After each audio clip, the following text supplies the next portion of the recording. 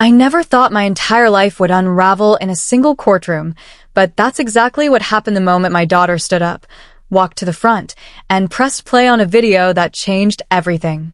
I watched my soon-to-be ex-wife's face drain of color, the judge lean forward, and the entire room go dead silent as the truth we'd all been circling around finally exploded into the open. And the worst part?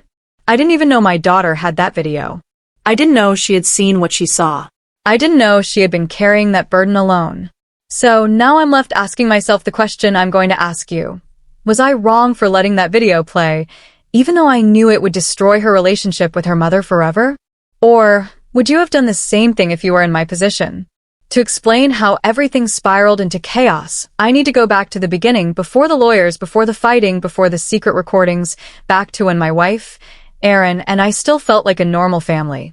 We've been married for 13 years. We met in college, and she was one of those people who walked into a room and instantly made it feel warmer. Funny, confident, sharp-minded, everything that a quiet engineering major, wasn't. I loved her fast. And for years, I honestly thought she loved me the same way.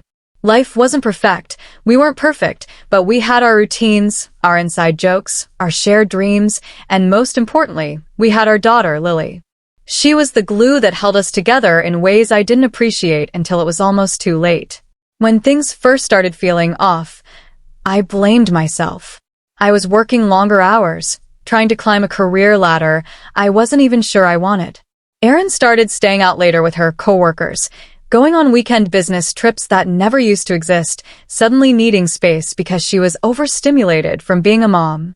At first, I brushed it off. Then I worried. Then I got suspicious. But every time I tried to talk about it, she twisted the conversation until I was the insecure, paranoid husband who needed therapy to fix his trust issues. And honestly, she was so convincing that I actually considered it. I thought maybe I really was the problem. What I didn't know then, but would soon find out, is that Erin had been having an affair for months. Maybe longer. The signs were there, but I was too hopeful, too naive, too stupid to connect them. The late nights. The secrecy around her phone. The way she started dressing like she was in her 20s again, and wearing a perfume she used to joke was too expensive. But the biggest shift was how she treated me. Like everything I said annoyed her, everything I did embarrassed her, and every kind gesture was a chore she had to endure. She used to smile at me with warmth. Now she gave me the kind of smile you give someone who parked too close to your car. I ignored it because I didn't want to lose my family. But one night changed everything. Erin had gone out again, and Lily, who was 12, came into my room crying. She asked me, "Dad, why does Mom hate you now?" Hearing those words from her broke something inside me. I didn't want her to see any of it. Any of the cracks, any of the failing pieces of what I hoped was still a salvageable marriage. But she saw everything. Kids always do. She said she overheard Mom on the phone earlier, saying things like, "He's so boring," and "I can't keep pretending much longer," and "He'll be out of the picture soon." Lily thought my wife was talking about me leaving by choice. I had a sinking feeling that wasn't what Erin meant. Still, I didn't want to jump to conclusions. So, against my pride, against my morals, against everything I believed about trust in a marriage, I checked our phone records. And there it was. Hours of calls to a number I didn't recognize. Late-night text logs. Weekends when she claimed she was at a hotel for work, but was actually 30 minutes away in a suburb near someone's house. It only took me an hour of digging to learn the truth. The guy's name was Matt.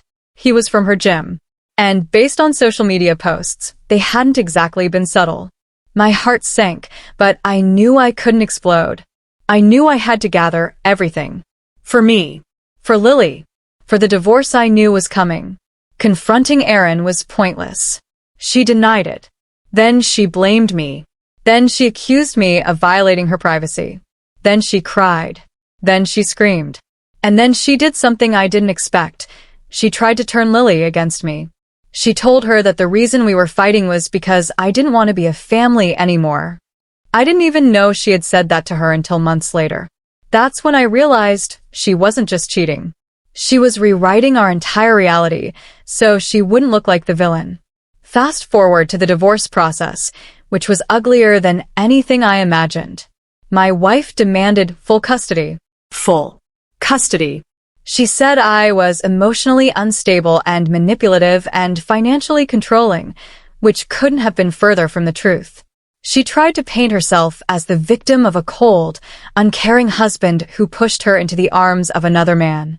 And the thing about the legal system is this: the first narrative that sounds coherent always has the upper hand. I was terrified. Losing my wife was one thing, but losing my daughter? That would have destroyed me. Lily is my heart, my anchor, my reason for pushing through every horrible twist this divorce threw at me. Leading up to the hearing, my lawyer warned me that Aaron's attorney was going to use every trick possible. They had statements, phone transcripts, taken out of context, and even a made-up story about me supposedly yelling at Lily, something that never happened. It was a circus built on lies, but lies can look polished when you wrap them in legal jargon. And that brings us to the hearing. I walked into that courtroom feeling like my whole life depended on the next few hours. Erin looked confident. Too confident. She wore this calm smile that made my stomach turn, as if she'd already decided the judge was in her pocket. Lily sat beside me, clutching my hand, but strangely quiet. I figured she was just overwhelmed by the environment, the tension, the stakes. The hearing started like any other. The lawyers went at each other. My wife performed her victim routine flawlessly, fake tears, trembling voice, dramatic pauses. It was Oscar-worthy. She talked about my anger, my neglect, my emotional absence.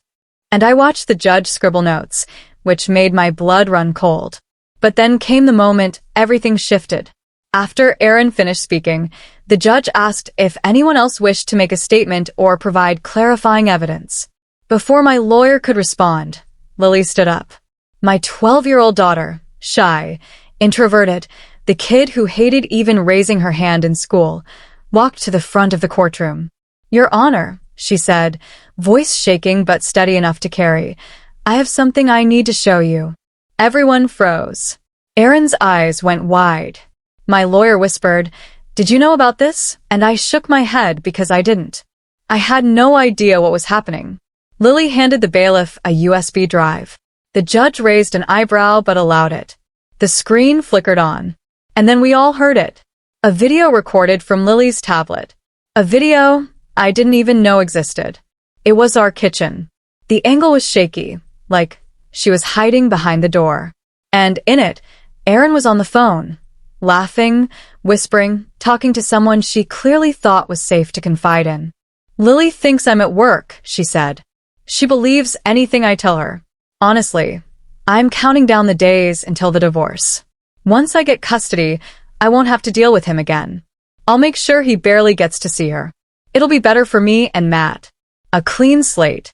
My heart dropped. But the video wasn't done. Erin continued talking, bragging about how she could twist things to make me look unfit, how she knew exactly what to say to get the judge on her side, how she was going to file for child support so high that I'd regret ever trying to fight back. She even said, "He's too soft to do anything about it. He'll just take it." My hands shook as I listened. I glanced at Erin, who was pale as a ghost, mouth slightly open like she couldn't believe this was happening. She whispered, "Lily, why would you?" But Lily didn't look at her. Not once. And then came the part that truly broke me. Erin said, "I don't even care if Lily prefers him. Kids adjust. She'll get over it once he's not around." There it was. The truth she had been so desperate to hide. She didn't want custody because she loved Lily more. She wanted custody because it benefited her. When the video ended, the courtroom stayed silent for a full 10 seconds. No one moved. No one breathed. I should tell you something before I continue. Up until that moment, I had tried to keep my emotions in check. I try to stay composed because exploding in court is the worst thing a father fighting for custody can do. But hearing those words, hearing my daughter's soft sniffle while she stared at the floor, something inside me cracked wide open. I didn't yell. I didn't scream. I didn't react outwardly at all. But inside I was burning. Now, before I tell you what happened next, I want you to think about the situation I was in. My daughter had just exposed her own mother in a way that would permanently fracture their relationship. She made a decision no child should ever have to make. So pause for a moment and tell me, what would you have done in my shoes? Would you have stopped the video to protect their bond, even if it meant losing custody? Or would you have let it play, knowing it was the only way to reveal the truth? Because in that moment, I had to choose between shielding my daughter from the fallout or protecting her future. And I chose her future. The judge slowly removed his glasses and leaned back, exhaling like he had just witnessed something he wished he'd never heard. Aaron's lawyer tried to object, but the judge cut him off. "Sit down," he said. His tone was sharp enough to slice through steel. "We will resume shortly." He turned to Aaron. "Miss Carter, do you wish to explain this?" She stuttered. She tried to cry again. She tried to say it was taken out of context. She tried to blame me. She even tried to blame Lily, accusing her of invading her privacy.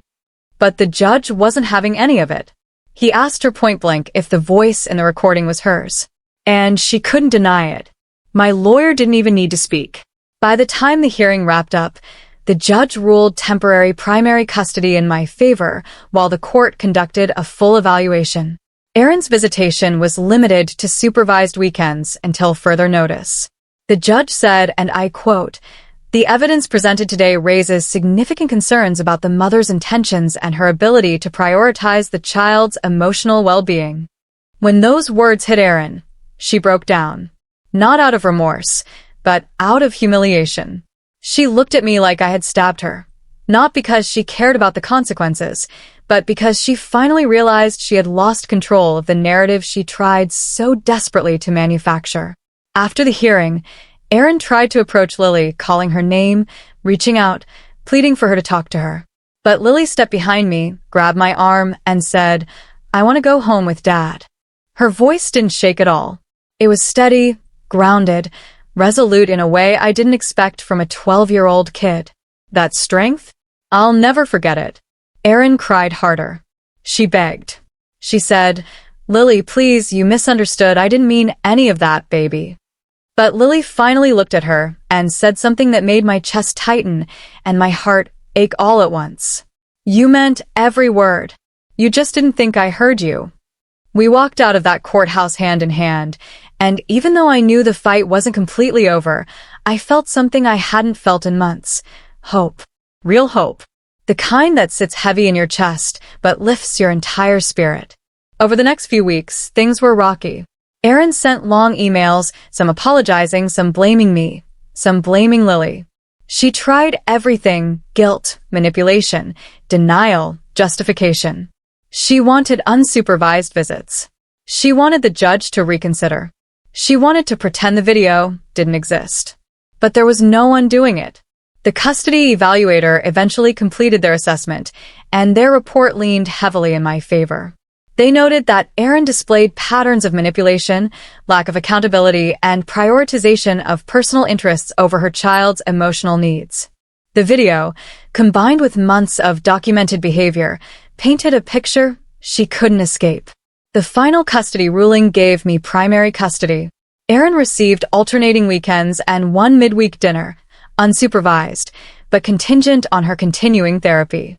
The judge emphasized that her relationship with Lily needed rebuilding from a foundation of honesty rather than performance.